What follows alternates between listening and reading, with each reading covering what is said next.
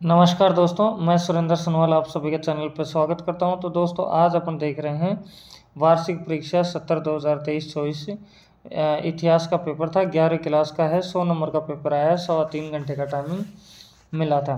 तो दोस्तों देख सकते हैं आप लोग पेपर में सबसे पहले खंड ए आता है। तो खंड ए में फर्स्ट क्वेश्चन पे चलते हैं। तो बोला जा रहा है बहुवैकल्पिक प्रश्नों के सही उत्तरों का चयन कर उत्तर पुस्तिका में लिखिए। दोस्तों मैं पूरी आंसर की पेपर की यहाँ बताने वाला हूँ, तो वीडियो में आप बने रहें, देखते रहें। जिनका पेपर है उनके लिए आंसर की, और जिनका नहीं हुआ है उनके लिए सेम पैटर्न पे ऐसा ही पेपर देखने को मिलेगा।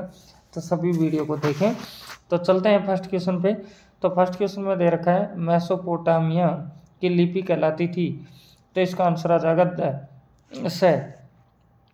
तो फिर इसमें है मेसोपोटामिया के प्राचीनतम नगरों का निर्माण शुरू हो गया था। तो इसका आंसर आ जाएगा 5000 ईसा पूर्व। अब थर्ड क्वेश्चन में चल रहे हैं। तो थर्ड में आपको दे रखा है किस रोमन सम्राट ने भारत की विजय का स्वप्न देखा था। तो थर्ड का आंसर आ जाएगा द। फिर इसके बाद में आ जाएगा फोर्थ, वह कौन सा नगर था जो 79वीं ईस्वी में ज्वालामुखी फटने से दफन हो गया था। तो यहाँ से फोर्थ का आंसर हो जाएगा वह। फिर इसके बाद में है चंगेज खां की मृत्यु हुई। तो चंगेज खां की मृत्यु कब हुई, तो ये अपन को बताना है। तो ये हुई थी 1227 ईस्वी में। तो अब चलेंगे अपन 6 नंबर क्वेश्चन में। तो इसमें दे रखा है चंगेज खान की विधि संहिता कहलाती है। तो इसका छठे का आंसर होगा, ये होगा आपका द यास। फिर उसके बाद में है लॉर्ड द्वारा नाइट को दिया गया भूमि का भाग कहलाता था। तो इसका आंसर हो जाएगा आपका द। अब चलते हैं नेक्स्ट क्वेश्चन पे। तो दोस्तों अपन पूछ चुके हैं 8वें क्वेश्चन में। तो बोला जा रहा है कृषकों द्वारा चर्च को दिया जाने वाला कर कहलाता था। तो ये आंसर आ जाएगा आपका ए टीथ। फिर इसके बाद में है दी पाइटा नामक प्रतिभा का निर्माण किया था। तो इसमें आ जाएगा अपने पास में दोस्तों, ये आ जाएगा ब, आंसर आ जाएगा। फिर उसके बाद 10वां क्वेश्चन है जोहानेस गुटेनबर्ग ने पहले छापे खाने का निर्माण किया। तो 10वें का आंसर हो जाएगा द। अब चलते हैं दोस्तों 11वें क्वेश्चन में। तो 11वें क्वेश्चन में अपने से बोला जा रहा है अमेरिका में गृह युद्ध हुआ। तो इसका आंसर हो जाएगा आपका ब। ठीक है दोस्तों। फिर 12वां क्वेश्चन है ब्रिटेन ने संयुक्त राज्य अमेरिका को एक स्वतंत्र देश के रूप में मान्यता दी। तो ये कब दी थी दोस्तों, ये दी थी आपकी 1783 में। फिर दे रखा है चीन ने गणतंत्र की स्थापना हुई। चीन में गणतंत्र की स्थापना हुई। तो ये कब हुई थी, तो ये हुई थी 1949 में। ठीक है। फिर अब चलते हैं नेक्स्ट क्वेश्चन के ऊपर, जिसमें दे रखा अपन को मेजी पुनर्स्थापना से पहले जापान में वास्तविक सत्ता किसके हाथ में थी।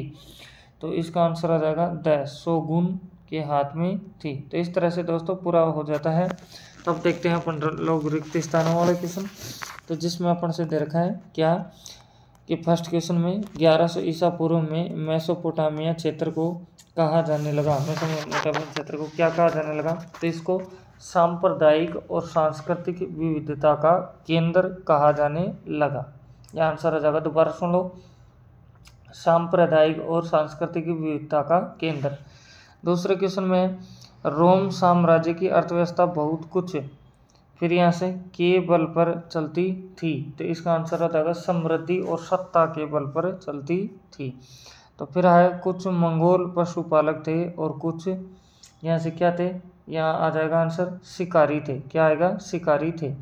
फिर आ जाएगा काश्तकार दो तरह के होते हैं, संतप्त किसान और दूसरे होते हैं आपके पास में दास। क्या होंगे, दास। फिर अपने पास में 5 पे आता है संयुक्त राज्य अमेरिका की सरहद की शक्ति रहती थी। तो ये क्या होगा आंसर आपके पास में इसका, तो इसका होगा मानवतावादी समाजवादी सरहद की शक्ति रहती थी। फिर इसके बाद में आ रहा है अपने पास में लास्ट क्वेश्चन की साम्राज्यवादी पार्टी की स्थापना 1921 में हुई थी। तो ये हुई थी मानवतावादी समाजवादी पार्टी की, है ना, पार्टी की साम्यवादी पार्टी की स्थापना 1921 में हुई थी, है ना। ठीक है दोस्तों, ये अपने पास में हो जाएगा।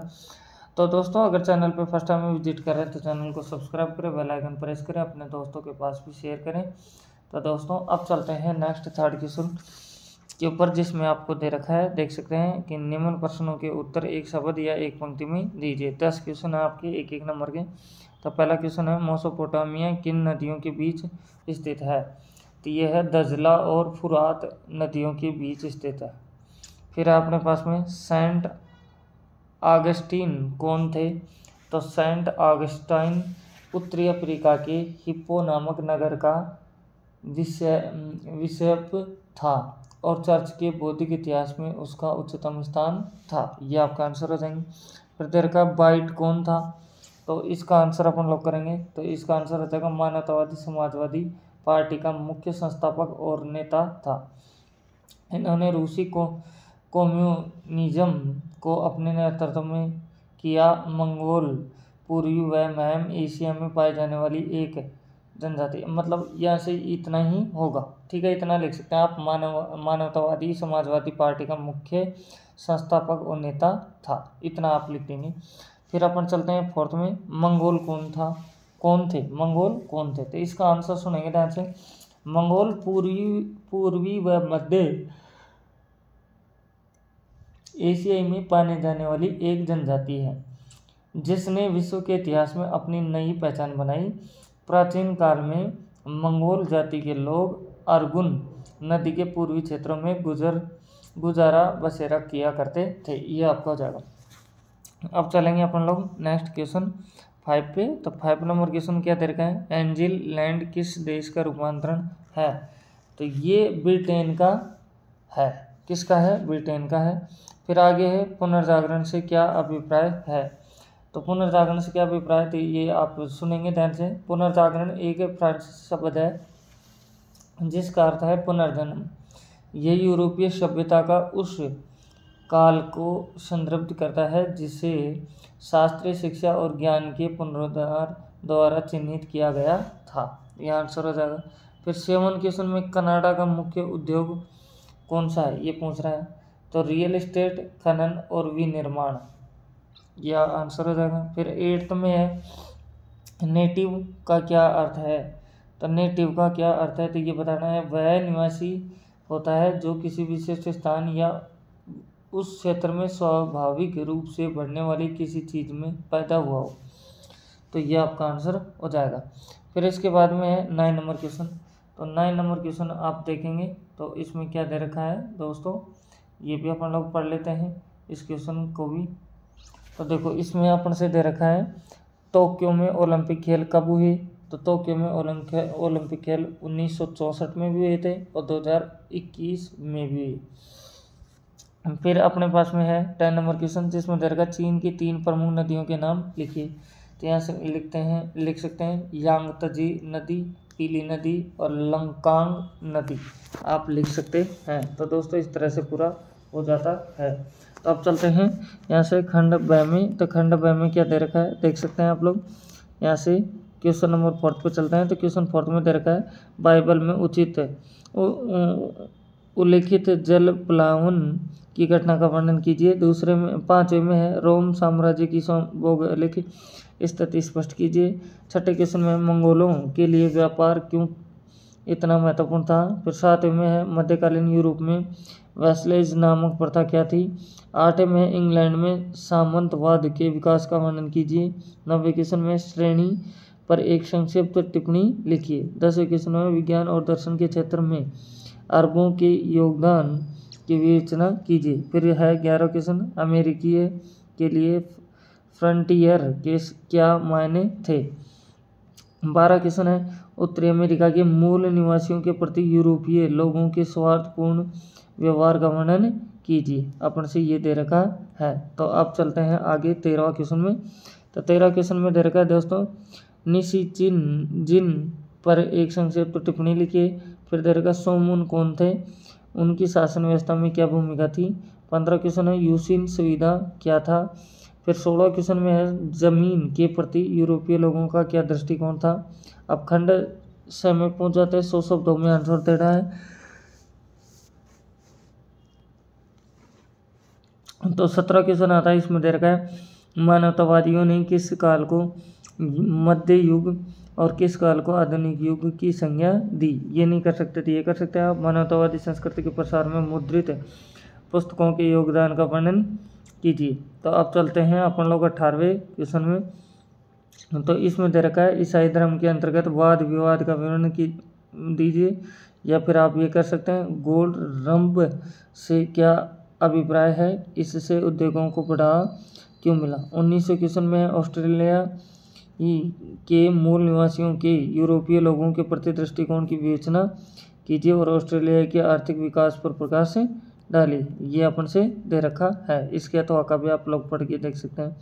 तो अब चलते हैं 20वें क्वेश्चन में। तो 20वें क्वेश्चन में दे रखा है पश्चिमी ताकतों द्वारा पेश की गई चुनौतियों का सामना छिंग राजवंश ने कैसे किया है। ये नहीं कर सकते थे, ये कर सकते हैं डॉक्टर सन्यात सेन के सिद्धांतों का वर्णन कीजिए। 21वें क्वेश्चन में है फुकुजावा युकिची पर एक संक्षिप्त टिप्पणी लिखिए। फिर ये नहीं आता है तो ये कर सकते हैं 1965 की चीन की महान सर्वहारा सांस्कृतिक क्रांति पर संक्षिप्त टिप्पणी लिखिए। अब चलते हैं दोस्तों यहाँ से खंड द में। खंड द में आपको पता है 250 शब्दों में आपका आंसर होना चाहिए। 6 नंबर का क्वेश्चन है। तो इसमें दे रखा चीन और जापान के भौतिक भूगोल में काफ़ी अंतर है, स्पष्ट कीजिए। ये नहीं आता तो ये कर सकते हैं चीन में 1978 में शुरू होने वाले सुधारों का वर्णन कीजिए। फिर उसके बाद में है 23वां क्वेश्चन जो बोला जा रहा है संयुक्त राज्य अमेरिका में बदलाव की लहर पर एक लेख लिखिए। या फिर आपको ये बोला जा रहा है, ये भी कर सकते हैं कि आप 19वीं सदी के संयुक्त राज्य अमेरिका में अंग्रेजों के उपयोग के अतिरिक्त अंग्रेजों के आर्थिक और सामाजिक जीवन की कौन सी विशेषताएं देखते हैं।